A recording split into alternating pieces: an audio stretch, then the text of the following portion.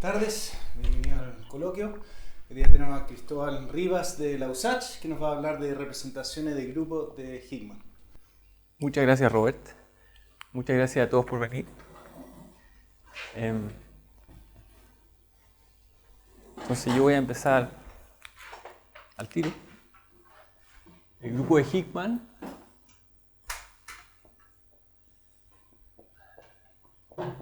es un grupo que admite esta presentación. Tiene 4 generadores y las relaciones es que alguien conjuga al siguiente y lo eleva al cuadrado. Entonces en mi cabeza yo siempre pienso este dibujito. Estos son los 4 generadores. Y pienso que es un dibujo orientado en el sentido que un generador conjuga el siguiente generador en este ciclo y lo eleva al cuadrado. ¿Ya? Entonces, en realidad este grupo es el grupo H4 porque tiene 4 generadores y uno puede considerar H3, H5, etc. Y la gracia de este 4 es que si uno, por ejemplo, toma H1 con un solo generador, esta relación está diciendo que el generador se conjuga a sí mismo al cuadrado. Entonces H1, por ejemplo, eso no puede ser, eso es trivial. ¿Sí? Alguien igual a su cuadrado quiere decir que él es trivial. Entonces H1 es trivial, eso es trivial. H2 también es trivial, eso es fácil. H3 es trivial, eso no es fácil. Y H4 es no trivial. Eso es la primera cosa que probó Hickman. Entonces el señor Hickman, por ahí por el 51, probó que H, es no trivial.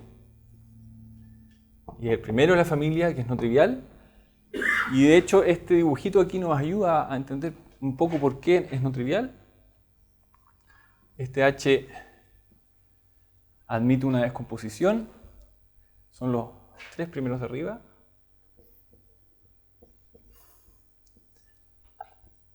En producto amalgamado contra los 3 primeros de abajo.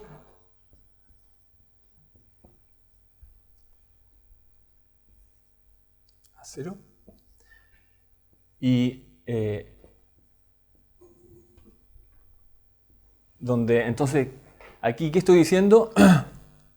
Este subgrupo de aquí es una notación corta para decir, tomo los 3 generadores de aquí arriba y guardo las relaciones donde solamente aparecen estos generadores. Entonces guardo A0 conjuga 1 al cuadrado, A1 conjuga 2 al cuadrado, y esas son las únicas 2 relaciones que hay acá.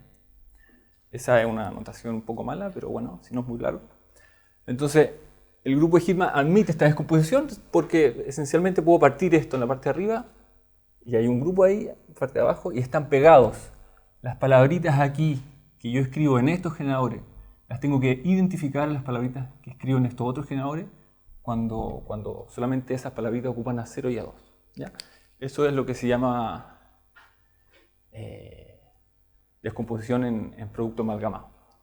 Ahí es producto libre y uno amalgama, uno pega cosas y uno identifica cosas. Entonces eso, en esa época, ese tipo de producto ya llevaba un par de años dando vuelta, entonces esa no es la parte más interesante del aporte de Hickman. El teorema de Hickman en realidad es el siguiente. A ver si no se me olvida algo.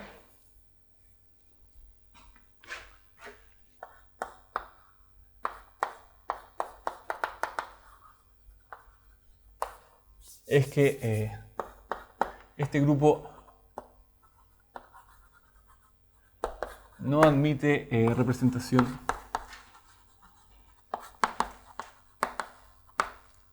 en un grupo simple, en un grupo.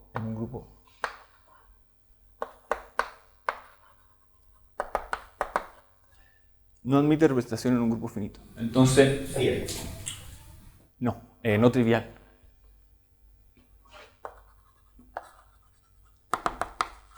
Esto es una manera, yo lo pongo así porque quiero ocupar la palabra representación, pero lo que está diciendo ahí es que no admite cociente finito otro que el trivial. ¿Sí? Entonces yo voy a hablar de representación del grupo Higman, por eso lo escribo así.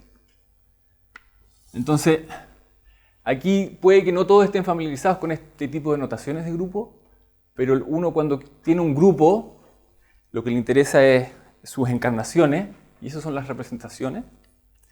Entonces voy a definir cómo entiendo una manera de entender qué cosa es una representación. Entonces, una definición es que una representación de H en un grupo G es una elección de G0 hasta G3 que cumplen estrella, donde estrella son estas relaciones, donde uno cambia los A por los G. ¿Sí? Eso es una representación y eso es una manera no tan canónica de decir un homomorfismo. Un homomorfismo de H en un grupo G es precisamente la elección de cuatro imágenes de los A sub I que cumplen lo que tienen que cumplir para que sea un homomorfismo. ¿Está bien, Luis? Entonces, el teorema de Higman es que no hay ningún grupo finito tal que yo pueda elegir 4 elementos que cumplen esta relación. Eso es lo que está diciendo. Salvo la identidad. Salvo la identidad.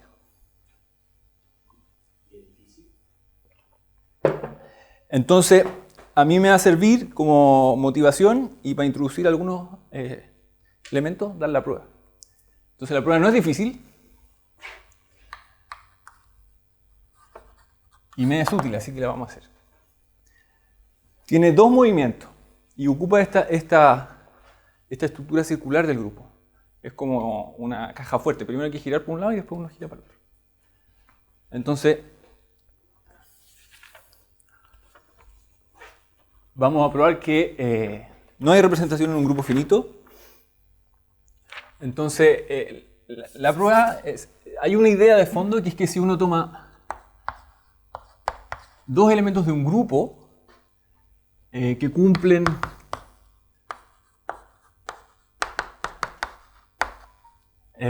esa relación de ahí, que es la relación de esa,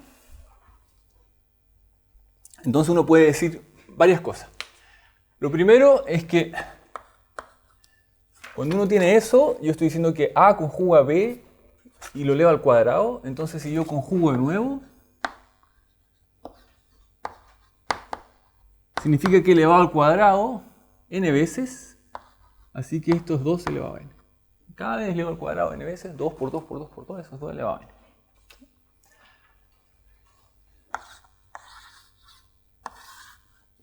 Y entonces, de esa observación, Higman saca trote. Entonces, son 2 movimientos. El primer movimiento es así. Entonces, la observación es la siguiente. Es que si por ejemplo, si estuviéramos en un grupo finito, A tendría orden finito. Entonces, vamos a poner que el orden de A es n. Entonces, aquí a la n, este desaparece y me queda 1 tiene que ser igual a b2 a la n menos 1. Reescribo esa ecuación ahí. Entonces, ¿eso qué me bota? Esto en particular dice que b también tiene orden finito. Entonces, uno de mis generadores que me interesan tiene orden finito, el siguiente tiene orden finito, el siguiente tiene orden finito, el siguiente tiene orden finito, y todos tienen orden finito. Y más aún, si uno de mis generadores es trivial, vuelvo a la situación donde tengo un solo generador que es alguien igual a su cuadrado. Si alguien es trivial, el siguiente es igual a su cuadrado, también es trivial. El siguiente también es igual a su cuadrado. Entonces, la estrategia para conquistar es tratar de probar que alguno de ellos es trivial. Alguno de los generadores, alguno de estos G sub I necesariamente tiene que ser trivial si es que yo vivo en un grupo finito. Y el primer paso es observar que todos, si uno tiene orden finito, todos tienen orden finito. En particular, ¿qué es lo que tengo que decir ahora?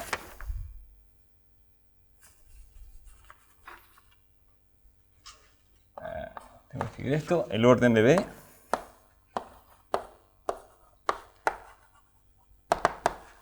divide a 2 veces n, que es el orden de A, menos 1. Así todos los tipos tienen orden infinito. Y el segundo movimiento es hacia el otro lado. Entonces empezamos con una representación de H en un grupo finito, todos tienen orden finito y se cumple esta relación. Alguien divide a 2 veces el orden del anterior, menos 1. Entonces vamos, lo que va a pasar aquí, más o menos, es que el orden de este tipo tiene que ser en algún sentido menor que el orden de este tipo. ¿Ya? Pero no es precisamente eso, es un poco más sutil que eso. Entonces vamos a tomar un primo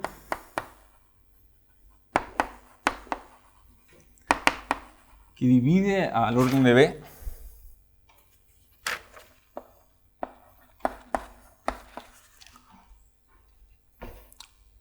y vamos a mirar esta ecuación módulo del primo.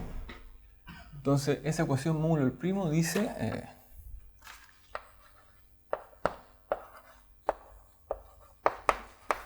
y esto es en Z módulo PZ.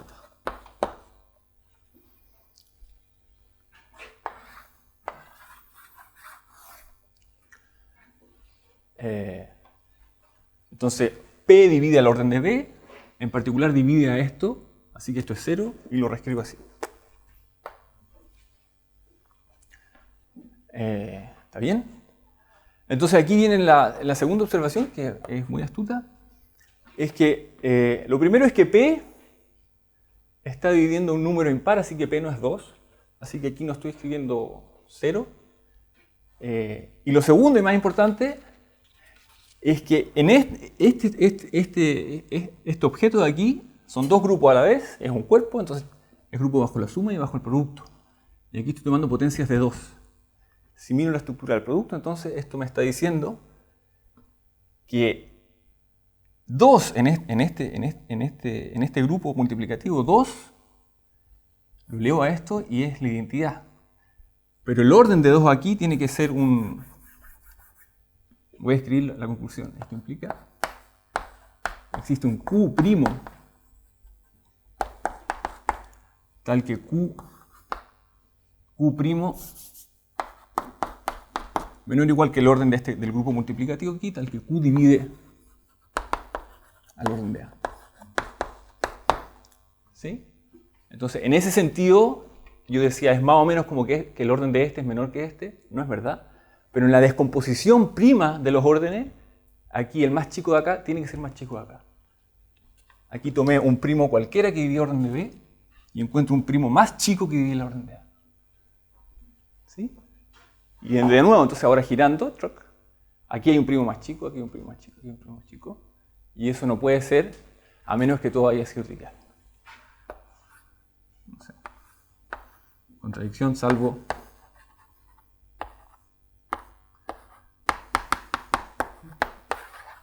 ¿Ya? ¿Está bien?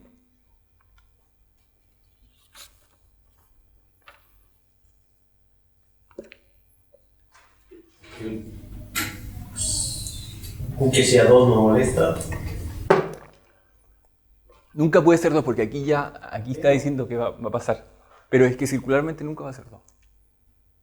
Porque este documento es local. Siempre aquí, de esta frase de acá se deduce que P no puede ser 2. Nunca. Y aquí sí molestaría, pero nunca pasa.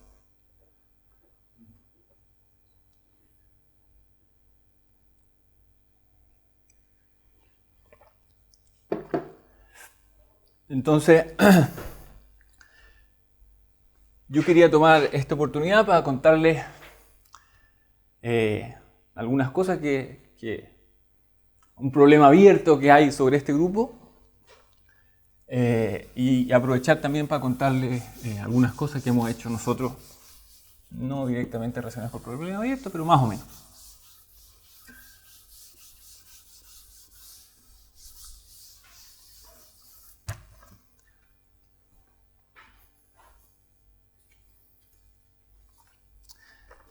Entonces,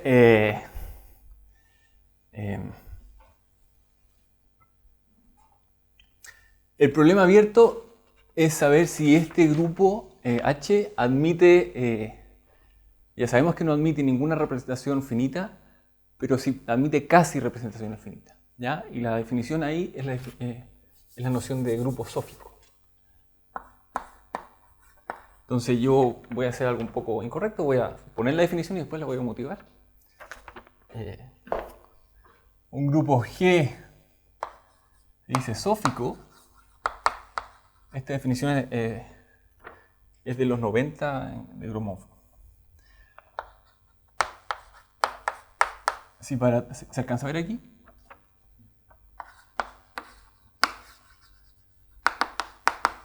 Si para toda parte finito, para todo epsilon mayor que 0, este va a ser mi error.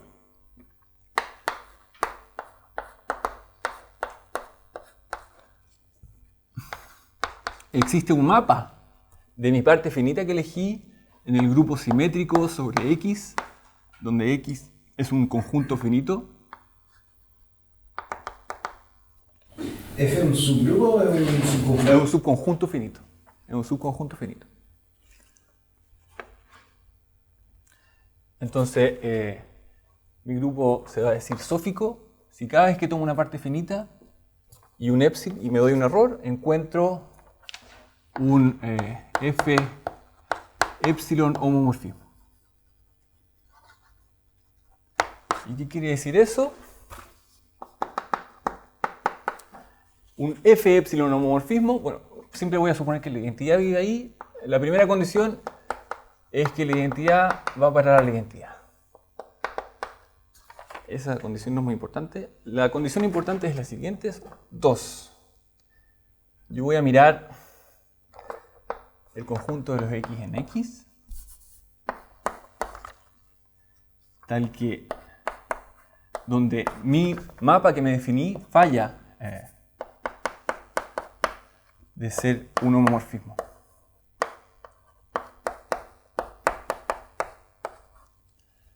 Y lo voy a contar los X en X donde falla. Y quiero que esto sea chiquitito comparado con X. Y la tercera y última condición es que todos muevan mucho. Es decir, voy a mirar el conjunto. Si me tomo cualquiera de mis elementos finitos que no sea la identidad y cuento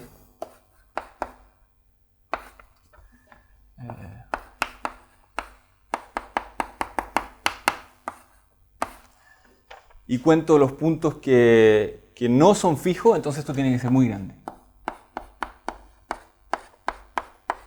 Este de aquí es el grande. ¿Sí? Esa es la definición. Hay una definición. Ahí está. Entonces, miremosla un poco. ¿Qué pasa si epsilon es igual a 0?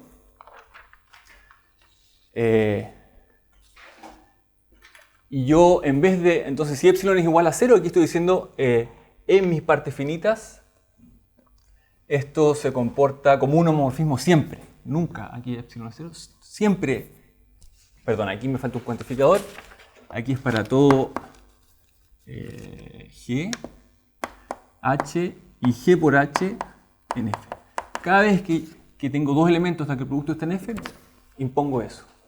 ¿Sí? ¿El cuantificador va adentro del conjunto o es afuera? Va aquí al lado.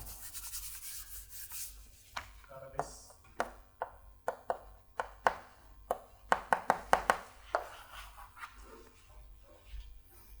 ¿Sí? Cada vez que tiene sentido preguntarme si es un homomorfismo o no, porque mi mapa está definido en F. Entonces, cada vez que tiene sentido preguntarme si es un homomorfismo, si epsilon igual a 0, dice es un homomorfismo. Esto es lo que se llama esta definición con epsilon igual a 0 es la definición de locally embeddable into finite groups. La definición.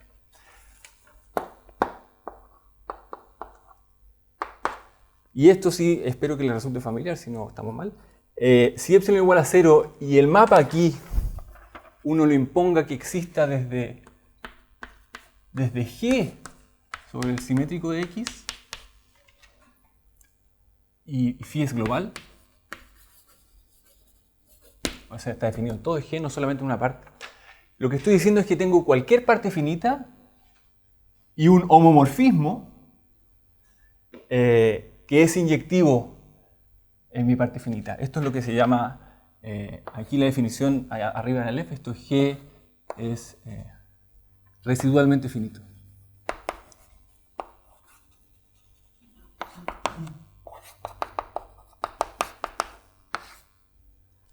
¿Sí? Y esta es una definición posible de residualmente infinito. Hay varias, pero esta es la que me conviene. ¿Sí? Residualmente finitos son grupos que admiten muchos cocientes finitos. Tantos que logran ver la tabla, partes arbitrariamente grandes de la tabla de multiplicar. Pero es más que inyectivo, estás viendo que actúe libremente cada uno de esos recursos. Sí, pero es que si yo me mapeo, si yo soy alguien en G y voy a parar a un grupo, a alguien no trivial, entonces mi acción en mi imagen, mi acción por permutación es libre. Es libre. ¿Sí? La acción de la traslación izquierda en un grupo es libre. ¿Sí? ¿Ya? Entonces, comentario, un buen comentario. Entonces H, este grupo acá, no es residualmente finito porque cualquiera de estos es trivial. No es residualmente finito. Ahora, H tampoco es LEF porque admite una presentación finita. Entonces yo podría haber elegido aquí una parte finita suficientemente grande donde todas las relaciones aparezcan. Yo alcanzo a dar todas las vueltas en las relaciones. Y si fuera LEF, para una porción suficientemente grande, y eso diría que en la imagen se cumplen las relaciones. Y eso dice que este mapa, que a priori está definido en la parte finita, se tiene que extender a todo el grupo porque se cumplen las relaciones en la imagen. ¿Ya? Eso no es demasiado importante para la charla, pero simplemente notar que estas dos son equivalentes si G es de presentación finita.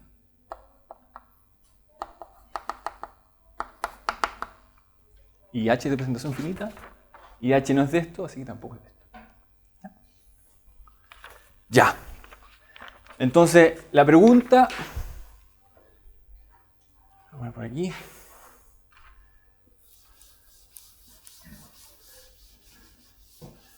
Es saber...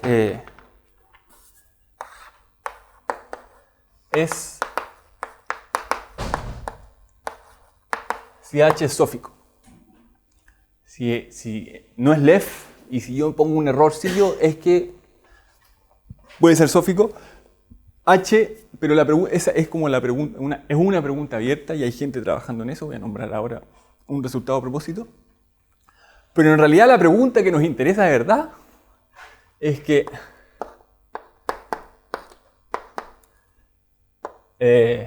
¿es todo grupo sófico?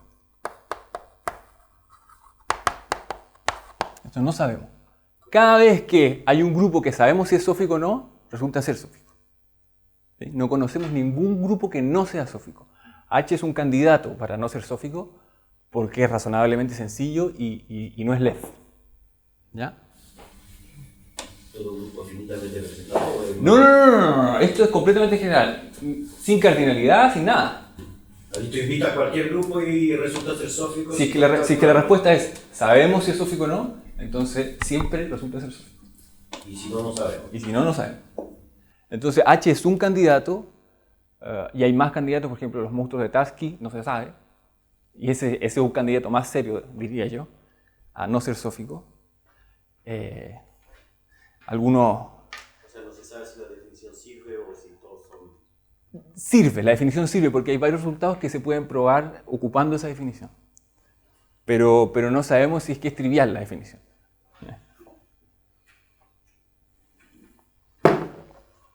Entonces yo quería apuntarles, no sé dónde está, una cosa que hicieron hace poco, un año tal vez, de esta idea. Disculpa, pero, ¿se sabe que si tú un grupo finito cualquiera es sófico? Sí. ¿Fácil de ver? Sí, pongo epsilon igual a 0 y aquí pongo f, el mismo grupo finito. Sí. Sí. Residualmente finito implica Lef implica sófico. ¿Puedes dar algunos ejemplos de algunos grupos simpáticos que son sóficos? Que no sean finitos. Todo grupo promediable es sófico. Y aquí uno ocupa las sucesiones de Follner para fabricar estas casi homomorfismos. Ese es un buen ejemplo. El grupo libre es sófico. Bueno, porque es residualmente finito. Todo grupo residualmente finito, eso es bastante. Todo grupo finitamente generado y lineal es residualmente finito. Hay un montón de grupos que en realidad viven acá. Estas son generalizaciones. Se conoce unos sin epsilon igual a 0. Hay ejemplos más o menos no Sí. Sí, tiene así. Entonces, aquí una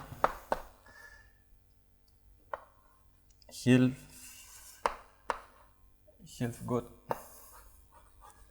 y Yushchenko probaron lo siguiente. Si H es sófico, entonces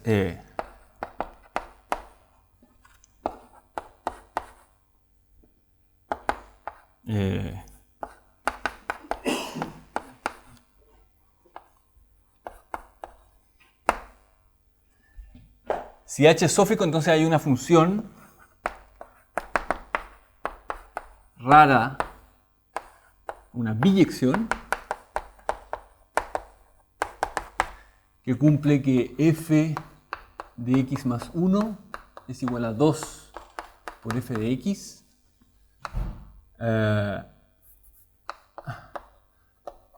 para 1 menos epsilon por n elementos x. Y la segunda condición es que f, cuando doy toda una vuelta, es la identidad. No sé si eso les parezca curioso o raro. Tengo una pregunta más tonta. En la definición, ¿existe epsilon o para todo epsilon? Para todo epsilon. Sí, uno habla de es como una filtración de aproximaciones. Para todo epsilon, yo logro encontrar esta cosa. Para todo epsilon y para toda parte finita. Es interesante que F sea un subconjunto, ¿no? Es un subconjunto. Sí, eso es súper importante. Porque si tú cambias subgrupo, por ejemplo, H ya no sería... Si F fuera subgrupo...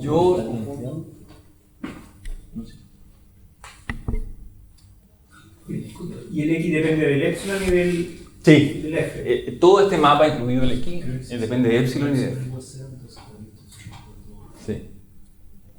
Si se cumple para epsilon igual a 0, ¿se cumple para todo epsilon? ¿No? Sí.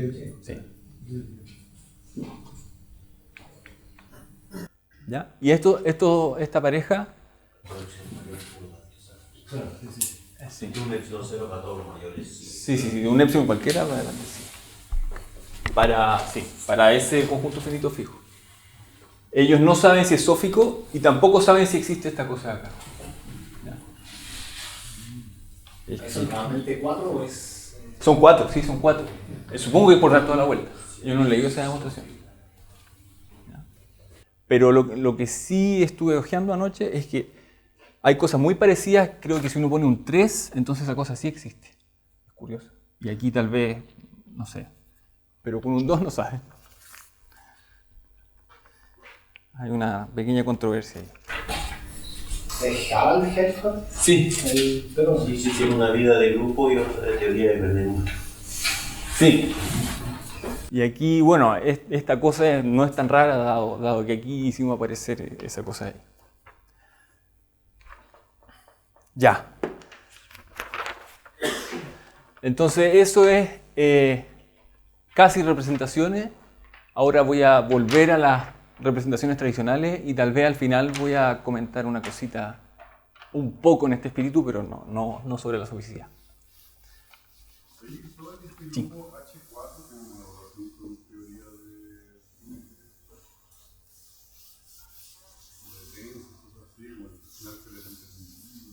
El álgebra de Temperley, no sé lo que es, de trenza. Como algo, ¿no? Sí, no sé. Disculpa, en tu abstract decía algo como que reemplazaban las representaciones lineales. Sí, ahora voy a hablar. Eso son como las casi representaciones, era un poco eso. Y ahora voy a hablar de representaciones como no lineales. Pero déjame entonces, más obstrucciones.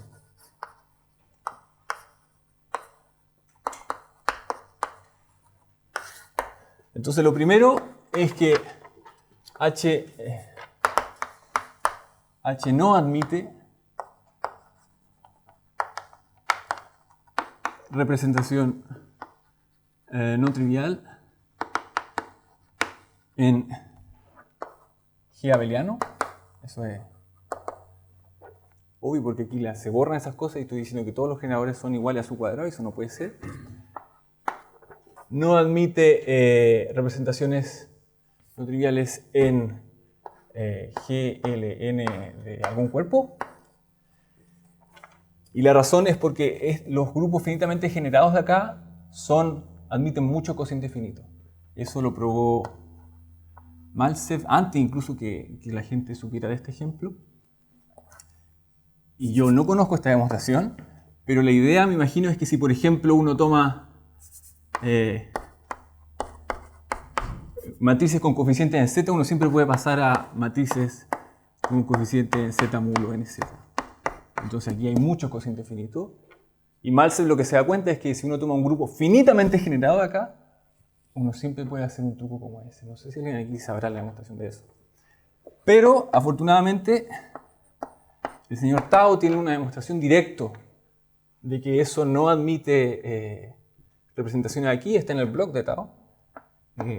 Y usa... Lo borré, pero... Usa más o menos una idea muy similar a esta. Por ejemplo, aquí, si uno mira, por ejemplo, los valores propios, uno concluye que los valores propios tienen que tener norma 1, por ejemplo. ¿Sí? Entonces, argumento de distorsión.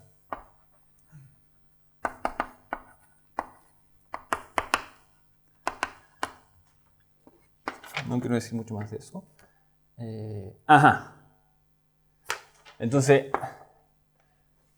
H no admite representaciones en los grupos de difimorfismos de una variedad conexa.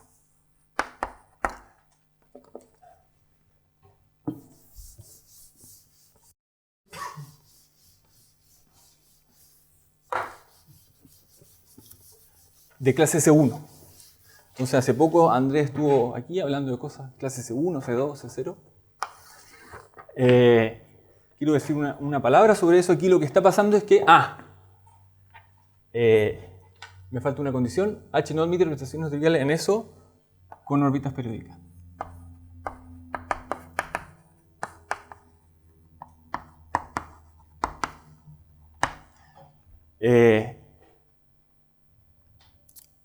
Entonces, por ejemplo, esta condición yo creo que no se necesita. Pero uno puede sacarle trote directamente. Por ejemplo, no admite representación en diff 1 del intervalo cerrado 0,1, porque aquí el borde siempre vive en una órbita periódica. ¿Sí? Entonces, déjenme comentarle, esto viene de aquí. Aquí no necesito esa condición. Un poco, ¿cómo estamos de tiempo? Sí, estamos bien. ¿Qué está pasando? Si yo tengo una variedad M y tengo una órbita periódica, entonces esto me induce una representación en la órbita. Y la órbita es finita, no puede ser, salvo que la órbita sea un punto fijo. Entonces existe P en M fijo. Si yo tengo una representación aquí con órbitas periódicas, concluyo eso. Y más aún cuando tengo un punto fijo, yo puedo mirar la derivada en mi punto. Esta es la regla de la cadena.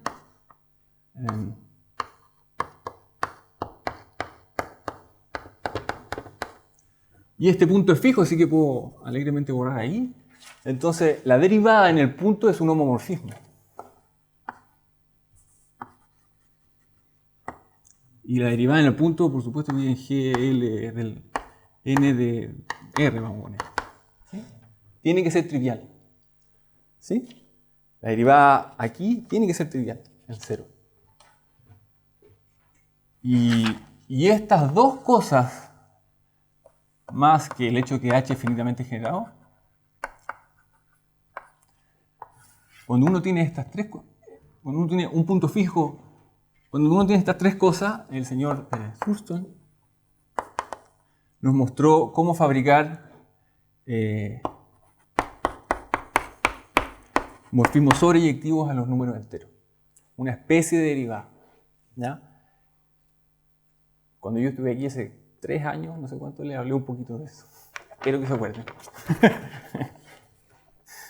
¿Ya? Entonces, y esto no puede ser porque, bueno, no admite esas cosas nuestro H. ¿Ya? Entonces, no admite aquí, no admite aquí, no admite aquí. Y como yo digo, yo creo que esto no se necesita, pero no lo sé. ¿Ya?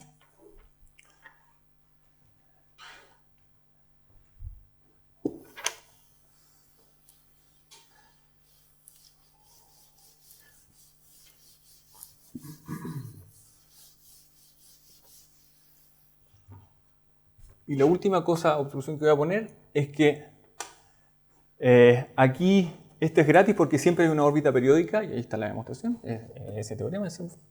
Pero uno en dimensión 1 no lo puede hacer mejor.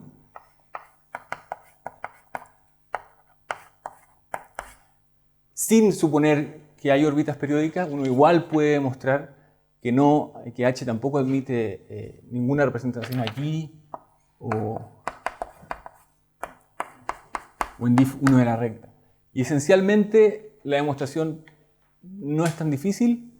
Esencialmente lo que pasa es que acciones por diffeomorfismo de este grupo están súper bien entendidas. Hay una sola. Hay una sola representación de este grupo aquí, sin punto fijo, y tirando eso uno logra... No es una trivialidad porque este grupo puede tener punto fijo cuando lo represento, pero bueno, tirando eso uno encuentra eso. Entonces, yo pensaba, y varios de nosotros pensábamos, que en realidad H no admitía ninguna representación en ninguna parte, ni siquiera por ohmios. ¿Ya? Y hace un tiempo, Yves de Cornulier, en un congreso, le andaba preguntando a todo el mundo, es que sabes si H se puede representar por homeomorfismos de la recta o del círculo. Entonces, conversando con Yves, nos convencimos de que no admitía ninguna representación por ohmio, y al momento de escribirla, obviamente, me di cuenta que no había pasado por alto varios detalles.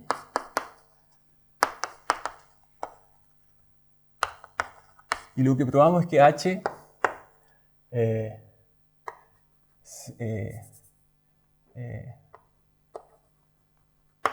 admite representación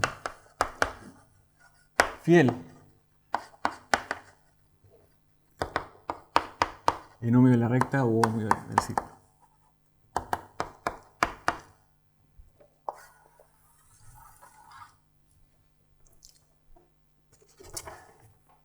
Entonces, no sé si dar unas palabras. Déjeme dar la estrategia de demostración. No voy a hacer la demostración, los detalles, pero son tres ideas. La más delicada de todas es que existe una representación de H, vamos a poner en ohmio, no trivial.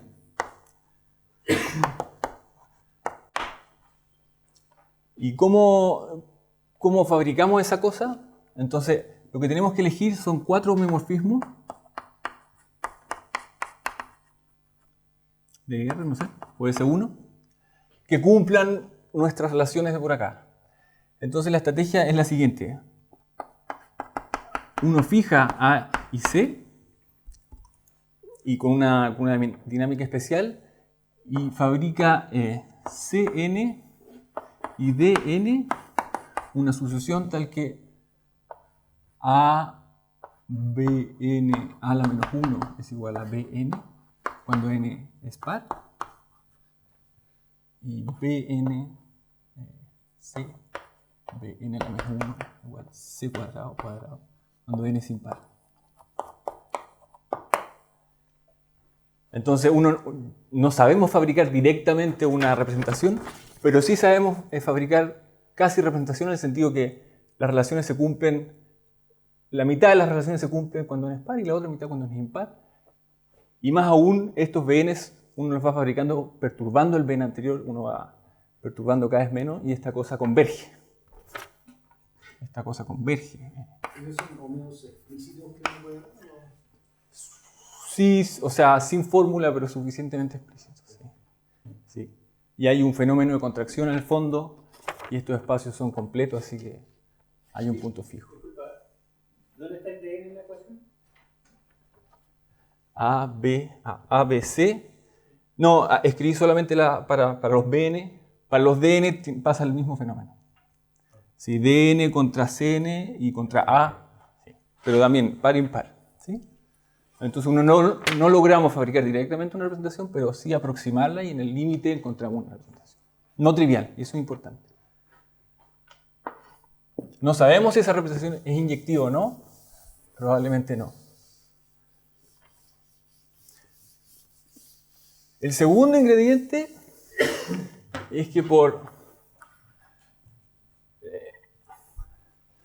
los grupos que admiten este tipo de descomposiciones caen en la teoría de grupos que actúan en árboles, desarrollada por Bass y Serre, en particular el teorema de Kurosh. Dice que aquí en nuestra representación es no trivial, pero es suficientemente fiel. Cada parejita, A con B va a ser inyectivo, B con C va a ser inyectivo, C con D es inyectivo. Y el teorema de Kurosh en ese contexto entonces dice el kernel tiene que ser libre. Un grupo libre. Y los grupos libres son uno de los ejemplos básicos que actúan aquí, por ejemplo, con un ping-pong. O aquí también con un ping-pong. Entonces tenemos una representación y si tiene kernel, también es un grupo que actúa aquí. Y el tercer ingrediente entonces es que uno puede pegar esas dos cosas. ¿Te voy a explicar mejor eso? No logro entender. ¿Cuál es el contexto y cuál es el kernel libre? Cuando uno tiene una representación de un grupo que admite una descomposición en amalgama, tal que en el amalgamante es inyectivo, y aquí a priori elegimos esto con un ping-pong es inyectivo, entonces el kernel tiene que vivir aquí, producto libre con acá, producto libre algún grupo libre que anda por ahí. ¿Sí? Y de eso uno itera un poco ese argumento y encuentra esto, el kernel tiene que ser libre. Esa es la teoría de grupos que actúan en árboles. ¿Grupos cómo se llama? De Buster. Ahí en la biblioteca hay un libro que se llama Tris, que es de Serre, donde explican ese teorema.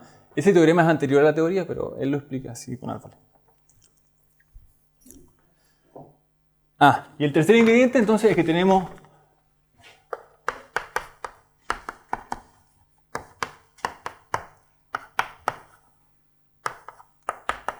esa descomposición. Este es libre, este actúa en la recta y la observación es que un grupo actúa en R, vamos a poner fiel, si solo si G admite un orden invariante a izquierda. También hablé de eso hace 3 años. Entonces, aquí tenemos un orden Aquí tenemos otro orden porque el grupo libre siempre actúa, es fácil hacerlo actuar en la recta. Y entonces uno puede definir un orden en H, lexicográfico. Uno puede definir que H es mayor que la identidad. Si solo si, por ejemplo, si de H es mayor que el 1, 2, es mayor en 1 que la identidad, o H pertenece al ker y H es mayor en 2 que la identidad. Una extensión lexicográfica. El otro día Andrés habló de esto del ejemplo de Enjoy, donde explotaba una órbita y ponía una dinámica en el intervalito. Esta es la versión algebraica de eso mismo, donde él aquí tenía z probablemente. Hacer la versión dinámica de esto no se puede, es muy difícil, pero la versión algebraica se puede. Y es esto. Disculpa que vuelva al 1, pero es obvio que en el límite van a tener todas las propiedades. Como la propiedad salta, o sea, la tienen en un momento exponencial, no la tienen. ¿Hay alguna segunda? No, tal vez no sea obvio, pero aquí lo que está pasando es que yo voy cada vez perturbando menos, el conjunto de puntos donde van valiendo ambas va creciendo. Eso es lo que está pasando. Sí. La conducción es bastante explícita. Uno va agrandando el conjunto donde valen las dos. Y uno perturba a veces, pero cada vez va perturbando menos. Ya. Bien, estamos súper bien. Entonces, para terminar, algunas consecuencias de esto. Entonces, voy a nombrar 3 consecuencias. La primera es que H se inyecta en cualquier parte si es que uno pone ohmio. Y la razón es que lo sabemos inyectar ahí. Entonces, aquí en M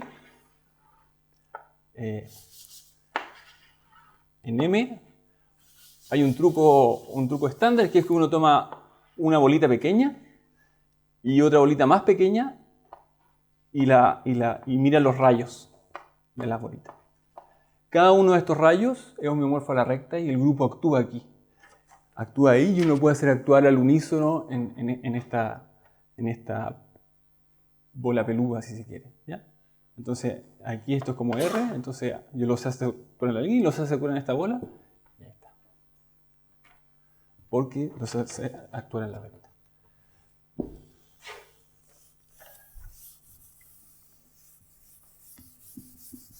Bien. La segunda es que si uno toma el anillo sobre el grupo H, ¿esto qué es? Son todas las sumas finitas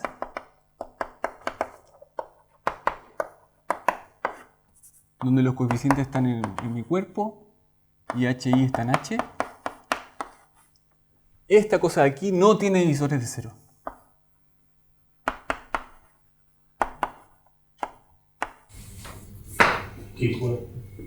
¿Por qué? Incluso en característica finita. Y la razón es que, bueno, la conjetura es que si yo hago esta construcción y aquí pongo un grupo sin torsión, entonces eso debería pasar. Pero no se sabe en general, esa es una conjetura de Kaplansky. Pero cuando el grupo es ordenable,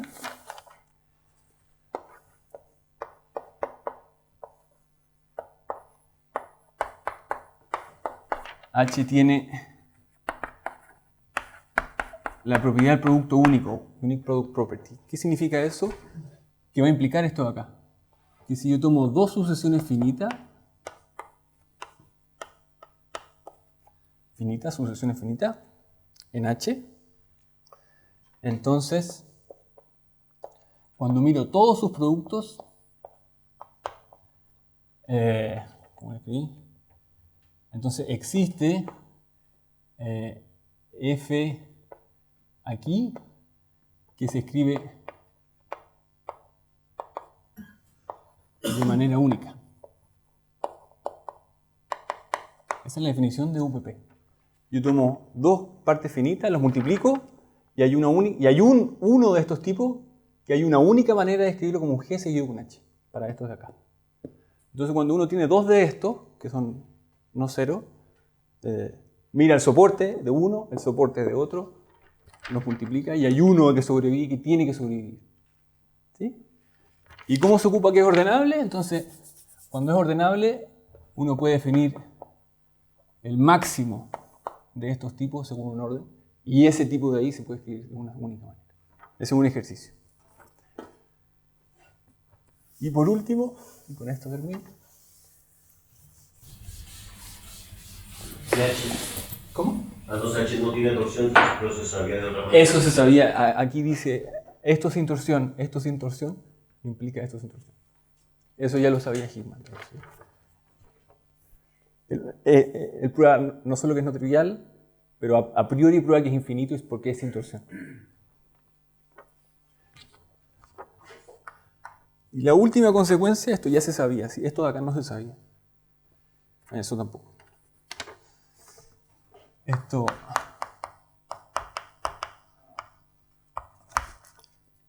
H admite muchos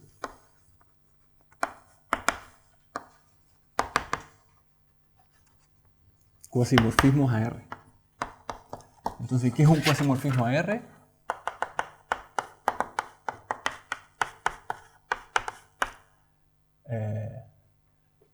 Tal que no acotado, sino es trampa. Si yo miro phi de G más phi de H y lo comparo con phi de GH, esto es menor que 1. Entonces H no admite homomorfismo hacia un grupo abeliano, pero sí admite de estas cosas con un pequeño errorcito y son no acotadas. Y a nosotros, ¿cómo nos aparecen? En nuestro caso, uno puede tomar phi igual, lo tenemos una acción en el círculo, entonces tenemos el número de rotación. No lo dije, pero aquí la acción no solo es fiel, sino que es sin punto fijo. Eso quiere decir que el número de rotación es no trivial, es no acotado. Y así la recuperamos, eso por cuasimorfismo. Y nosotros sabemos en realidad construir muchas de estas. El dato inicial de esto era que A era la acción del subgrupo A y C, y uno cambia la acción y cambia eso y encuentra una cantidad infinita de esos cuasimorfismos, todos linealmente independientes. Muchas gracias.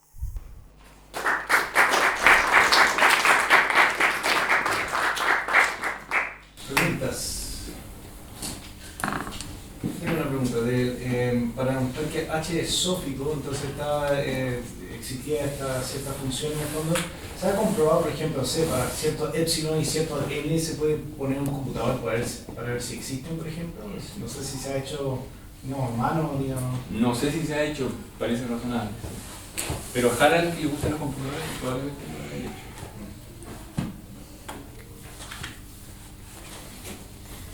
Ese teorema, el argumento podría hacerse no solamente para H, o sea, se puede generalizar para HN Sí, o... sí. Sí, no lo digo. Y una pregunta más que nada histórica. ¿Ese H actúa sobre alguien? ¿Cómo? Sobre sí mismo. ¿Cómo parecía? ¿Por qué lo trajo a...? Sí, se me olvidó decirlo. Bueno, el hecho que no admite al cociente finito ya es súper interesante. Dice que hay un grupo infinito que no lo puede investigar mirando representaciones finitas. O sea, la teoría de grupos finitamente generados no se proyecta sobre la teoría de grupos finitos. Pero más encima él en esa época andaba buscando grupos simples. Y como H no admite cociente finito, siempre tiene que haber un n. Si es que es H simple, ya ganó, encontró un grupo simple, y si no, tiene que haber cualquier subgrupo normal, tiene que ser índice finito. Y él fabrica el primer ejemplo de un grupo simple finitamente generado, tomando el n, el normal máxima, un normal máxima. Y eso es lo que andaba buscando, es el abstract de su artículo, él dice, fabricamos el primer grupo simple infinito. Ahora nos quedamos con que en realidad la parte importante es que no admite cociente finito. Por eso andaba detrás. Y también el teorema que viste de que H no se puede representar en tales grupos, ¿también es cierto para Hn, digamos, para n mayor o igual a 4? Sí. Sí. ¿Hay alguna construcción geométrica en que uno puede imaginarse H? Yo tengo un dibujo. La representación que dimos ahí es el único dibujo más o menos razonable que yo he visto de esta cosa. Pero... Y uno de algo que uno puede... Ah, no sé, me pillaste. No lo encuentro. Colóquese. Y después ahí el dibujo. ¿Más preguntas? Estamos nuevamente.